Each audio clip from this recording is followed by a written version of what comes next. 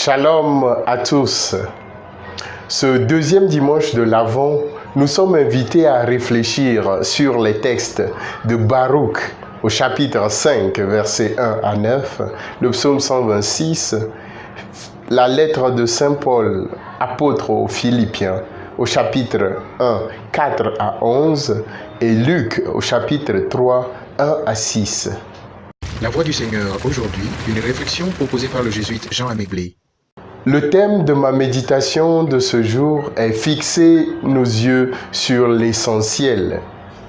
Imaginez un ami de longue date que vous avez perdu de vue et qui prend contact avec vous et vous informe de son arrivée au pays, de son intention de venir vous visiter.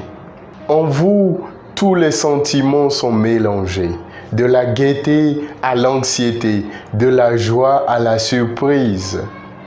Vous commencez aussitôt à ranger votre maison. Cependant, vous ne commencez pas par les toilettes ou votre chambre à coucher. Vous commencez par le lieu le plus important, le salon où vous accueillerez cette personne. Oui, cette maison, c'est en effet notre cœur. L'ami de longue date qui est là, mais pas encore arrivé, c'est Jésus le Christ. Sa présence peut nous surprendre, déboussoler nos programmes, nos sûretés personnelles. Je voudrais partager la force des verbes d'action que l'on retrouve dans les textes d'aujourd'hui. Quitte. Nous sommes invités à quitter notre misère, la tristesse de nos cœurs. Et pour quitter, il faut se mettre en effet debout. Debout, Jérusalem, dit la première lecture de Baruch. Tiens-toi sur la hauteur et regarde. Regarde l'Orient. Regardons en effet l'Orient où le soleil se lève. Regardons les lieux par excellence où Dieu se manifeste dans notre vie. Ainsi, nous pourrons préparer le chemin du Seigneur, la maison de notre cœur. Nous pourrons détecter les lieux importants à rendre droit afin d'accueillir le Seigneur. La science moderne affirme que l'homme est incapable de faire 20 minutes sur une tâche sans être distrait.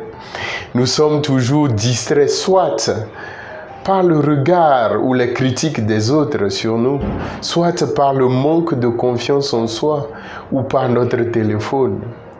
De la même manière que nous pouvons être productifs dans notre travail sans un minimum de concentration, de même, dans notre vie spirituelle, nous ne pouvons progresser si nous ne nous concentrons pas sur l'essentiel.